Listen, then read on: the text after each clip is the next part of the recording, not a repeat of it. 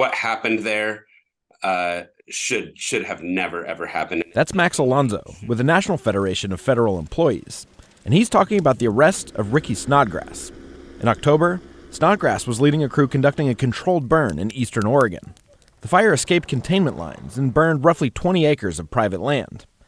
And that caught the attention of some local residents, who Alonso said began trying to intimidate the firefighters. Ricky, being in charge of these burning operations, decided that he was not going to escalate the situation, but he wanted the sheriff to come and just close the road so they could operate, safely. But that's not what happened. The sheriff came, and instead of even talking to the ranchers, he went straight over to Ricky, asked who was in charge, and arrested him. The sheriff and district attorney for Grant County declined to be interviewed for this story.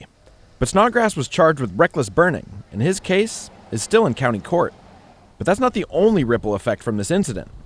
The people that oversee controlled burns, known as burn bosses, require special certifications.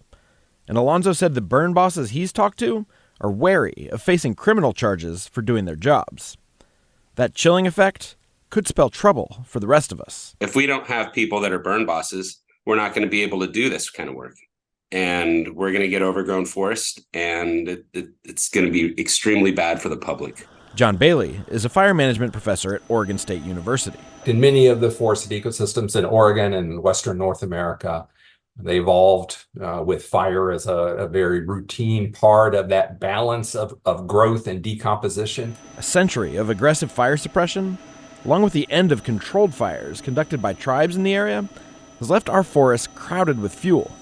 Add a warming climate to the mix, and the need for controlled burns has never been greater.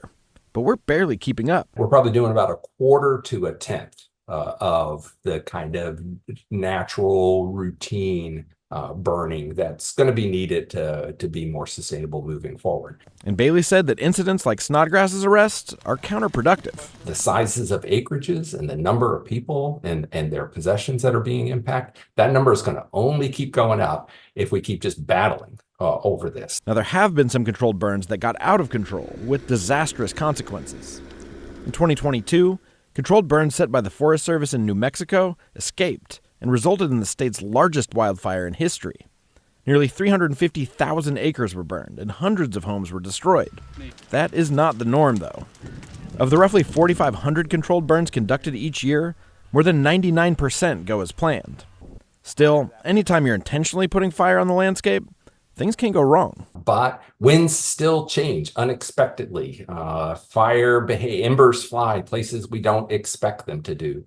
Things happen out on the site that we don't plan. Alonso said Snodgrass's defense attorneys are working to get the case moved to federal court, where he hopes to have the charges dropped. This is a federal employee working within his job description and job duties, that it was arrested for honestly, for no reason. But from Bailey's perspective, the issue of wildfires and forest management has gotten so dire that we need everyone pulling in the same direction. It's a classic, complex problem that therefore requires a complex solution. And the only way to develop complex solutions is for everyone to be on board to the same mission that we're going to solve this. Cale's here with me now. Super interesting. I remember the headlines when this happened, and I wonder how much the politics of the county play in, because in some parts of that county, they don't exactly love the federal government. Yeah, definitely not. I mean, this is not incredibly far from the Malheur National Wildlife Refuge, and remember the standoff there. Now, I'm not trying to say that everybody out there is a Bundy by any stretch of the imagination, but there are those feelings out there. And Max Alonso, the union rep I talked to, he definitely feels like politics are involved in this prosecution. But the district attorney, who didn't want to talk for this story, he put out a statement immediately after, said Ricky Snodgrass is being treated just as anybody else would. And I've interviewed the sheriff out there on a different story. He seems like a pretty straight shooter to me, and I can totally hear him saying, listen, if you burn somebody else's property, that's reckless burning. You're going to be prosecuted just like anybody else. Doesn't matter if you're a federal employee. So interesting.